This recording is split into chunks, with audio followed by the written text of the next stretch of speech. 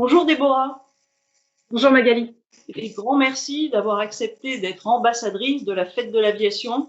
Alors tu es parachutiste de haut niveau, membre de l'équipe de France militaire de parachutisme dans plusieurs disciplines. Alors la précision d'atterrissage, la voltige, le vol relatif et le paraski. Rien que ça. Et tu as un palmarès exceptionnel. Déjà, tu es recordman du monde de précision d'atterrissage. Tu as été championne d'Europe, vainqueur de la Coupe du Monde en 2018, et tu es également championne du monde militaire et championne du monde civil. Et je ne cite que quelques-unes de tes médailles. Et je crois que tu as presque 9000 sauts à ton actif. Alors, oui, c'est ça. Oui. J'attends de recommencer la saison pour pouvoir faire le 9 millième. Oui. Super. Comment as-tu atterri dans cet univers? J'ai toujours été attirée par le milieu de l'aviation. Déjà, toute petite, j'habitais à côté d'Orly. Donc, il y avait les avions qui décollaient toutes les 2 minutes au bout du jardin. J'ai toujours aimé tout ce qui était aérien, quoi, les oiseaux, les avions, tout ça. Je me suis naturellement engagée dans l'armée de l'air en 2001.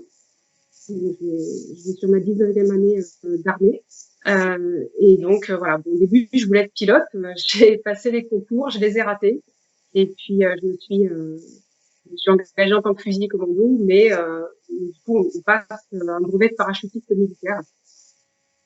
Donc j'ai commencé le para un petit peu avant de m'engager. J'avais aussi commencé en même temps quelques cours de pilotage en parallèle, et puis à un moment il a fallu choisir financièrement une des deux disciplines. Et donc tu sautes en parachute depuis combien de temps? Depuis 2001, donc ça fait 19 ans. D'accord. Et ton premier saut, ça reste un souvenir inoubliable? Oui, c'est vraiment un saut qui restera gravé toujours dans ma mémoire, parce que on se souvient de l'ouverture de la porte de l'avion, de l'air qui s'engouffre, du bruit. Je me souviens de la moustache de mon instructeur qui volait au vent et qui m'a dit « Ok, c'est bon, tu peux y aller ». Et voilà, on se retrouve assise sur le bord de l'avion, les jambes dans le vide, et là on se dit « Qu'est-ce que je fais là ?» Je me souviens d'être sortie de l'avion, d'avoir pris la position, le parachute ouvert, et d'un seul coup, le silence. Juste la voile qui flottait au vent, le petit flop-flop du tissu sur le vent. Et je me souviens que j'ai dit « Waouh, je vole ». Génial. Et ça reste ces sensations-là, même après presque 9000 sauts. Qu'est-ce que tu ressens? Qu'est-ce que tu aimes dans cette discipline? Je pense que c'est comme toutes les disciplines aériennes, une sensation de liberté. Chaque saut est différent en fait. Et, tout est on s'adapte à chaque condition nouvelle, chaque condition aérologique, qu'il fasse beau, qu'il fasse mauvais. Enfin, c'est toujours un plaisir de voler, d'être dans cet élément qui est l'air. Et donc, tu es dans l'armée de l'air, tu es militaire, tu es détaché en tant que parachutiste. Donc, parachutiste, c'est devenu ton activité professionnelle? Oui, c'est ça. J'ai de la chance de faire partie du bataillon de Joinville, qui est basé à Fontainebleau, au Centre national des sports de la défense. Donc, ma spécialité de base, c'est fusilier commando dans l'armée de l'air, mais je ne la pratique plus puisque je suis détachée donc à plein temps depuis 2004 maintenant. Donc en équipe de France militaire et pendant quelques années aussi en équipe de France civile. Donc mon métier maintenant, c'est de faire des compétitions nationales et internationales et donc de représenter la France sur le. Alors, ta spécialité, on va dire, c'est avant tout la précision d'atterrissage. On voit d'ailleurs derrière moi. Tu peux nous en dire un peu plus, nous expliquer ce que c'est exactement? Alors, la photo derrière, c'est un atterrissage en vol relatif. Voilà, j'ai une petite voile et j'ai la combinaison de vol relatif. Alors, je pratique bien sûr donc la discipline de précision atterrissage. C'est ma discipline de cœur, celle dans laquelle je suis la meilleure normalement. Par rapport à la voltige, par exemple, qui est donc la deuxième discipline qui est associée à la précision d'atterrissage, qui elle est plus une discipline de vitesse. Je pratique en chute libre. J'ai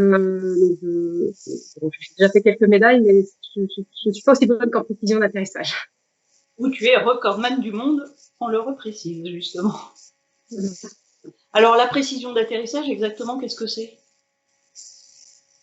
Alors, c'est une discipline sous voile. On sort à peu près à 1000 mètres, donc en individuel ou en équipe.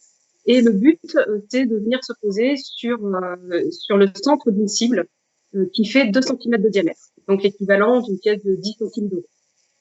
Voilà, donc qui est mesuré de façon électronique. Donc la galette électronique est posée au centre d'une cible en mousse. Donc voilà, on doit gérer en équipe donc le largage, bien sûr, par rapport aux conditions aérologiques du moment, et ensuite toute la descente et le pilotage, et puis venir se positionner correctement pour à la fin vraiment poser. Alors nous on pose le talon parce que c'est beaucoup plus facile pour viser. Donc voilà, poser le talon, un peu comme le ferait quelqu'un qui fait du tir à l'arc. Voilà, le but c'est de poser le centre. Le centre c'est 0 cm, et plus on s'en éloigne, plus on marque 2 cm.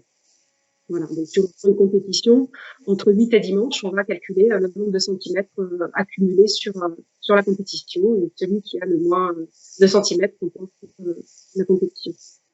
Celui qui a le mieux visé la cible. C'est ça. Et alors, tu disais que tu faisais également de la voltige. Donc ça, c'est comment ça se passe? C'est en équipe ou pas forcément? Alors, la voltige, non, c'est une discipline individuelle. On sort de l'avion au top du pilote, puisqu'on est filmé du sol. C'est une discipline donc en chute. On doit effectuer 6 figures le plus rapidement possible. Tour sur salto, tour sur salto, on est cité. Donc on est filmé du sol, et notre performance donc est jugée en fonction du respect des axes de référence et du chronomètre. Voilà, donc on prend des pénalités en fonction de ça. Sachant que le record du monde actuel chez les hommes, il est à 5 secondes 18. Donc pour faire 6 figures, il est détenu par un Allemand, il a été détenu par un Français pendant pas mal d'années. Et chez les femmes, je crois qu'il a 6 secondes, je ne sais même pas combien il est chez les femmes, 6 secondes 1, je crois. Voilà. Et alors, donc, cette discipline est associée à la précision d'atterrissage. C'est-à-dire qu'on a un podium en précision d'atterrissage, un podium en voltige, ce qui nous donne un podium au combiné individuel. D'accord. Un égal.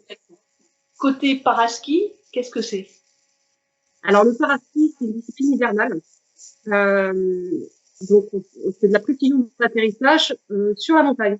Alors, il y a un petit côté historique avec les sauveteurs qui, à l'époque, allaient secourir les gens en montagne. Ils volaient au-dessus de la montagne, ils repéraient les gens, ils balançaient les skis, ils faisaient un tour, ils sautaient, ils atterrissaient près des skis, et ensuite ils allaient sauver les gens. Donc on a gardé un peu cette tradition, avec 6 sauts de précision d'atterrissage, donc sur une cible qui est inclinée entre 25 et 35 degrés, donc elle est posée sur la montagne, sur la neige. Et ensuite en parallèle, on a 2 épreuves de slalom géant à ski. Voilà, et un combiné qui est calculé assez savant, qui est calculé par rapport au chronomètre du ski et des centimètres cumulés en précision d'atterrissage. Voilà. Très bien. Alors, je crois que les prochains championnats ont été repoussés.